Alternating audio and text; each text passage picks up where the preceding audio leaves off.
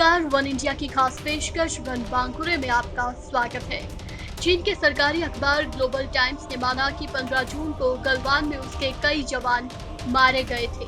Global times के संपादक वू शिजिन ने ट्वीट कर कहा कि जितना मैं जानता हूं, उसके हिसाब से गलवान घाटी में 15 जून को भारत के 20 सैनिकों की मौत की तुलना में चीनी सैनिक बहुत कम हताहत हुए थे। ग्लोबल टाइम्स चीन की सत्ताधारी पार्टी चाइनीज कम्युनिस्ट पार्टी से जुड़ा अखबार है। बता दें कि 15 जून को गलवान घाटी में हुई झड़प में 20 भारतीय सैन्य कर्मियों के शहीद होने के बाद पूर्वी लद्दाख में तनाव कई गुना बढ़ गया था।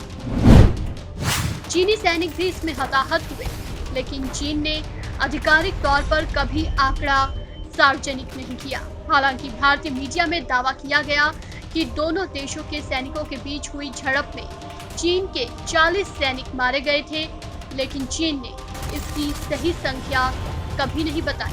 गौरतलब है कि इससे पहले गलवान से ऐसी तस्वीरें सामने आई थी जिसमें चीनी सैनिकों की कब्र वहां नजर आ रही थी।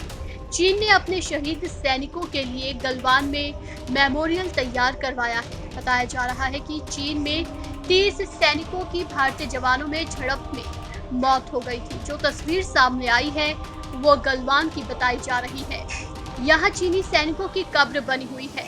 चीनी सैनिकों की मेमोरियल पर मंदारिन भाषा में लिखा हुआ है कि जून 2020 में सीमा पर भारत से संघर्ष में शहीद। स्पष्ट है कि ये कब्र जून में मारे गए चीनी सैनिकों की है। इन कब्रों पर सैनिकों और अधिकारियों के नाम भी हैं।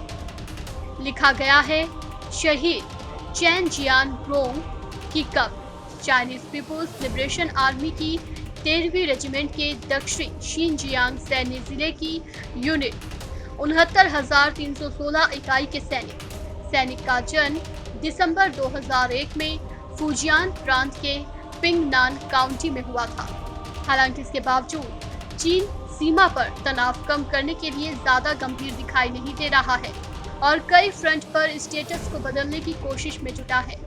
इंडियन एक्सप्रेस की एक खबर के मुताबिक भारत अब इस स्थिति को स्पष्ट कर चुका है कि द्विपक्षीय वार्ता के दौरान टकराव की हर लोकेशन पर बातचीत करने की जरूरत है। सूत्रों के हवाले से अखबार ने लिखा है कि चीन ने साल 2017 में डोकलाम विवाद के बाद से ही हर प्रोटोकॉल को तोड़ना शुरू कर दिया था। एक सीनियर ऑफिसर के हवाले से अखबार ने बताया कि भारत एलएसी पर अप्रैल वाली यथा स्थिति में बहाली चाहता है। वहीं भारतीय सूत्रों की माने तो चीन पर पूरी तरह से भरोसा नहीं किया जा सकता। पीपुल्स लिबरेशन आर्मी एक आक्रामक सेना है और ये बात स्पष्ट हो चुकी है कि चीन इस तनाव को धीरे धीरे से बढ़ाएगा।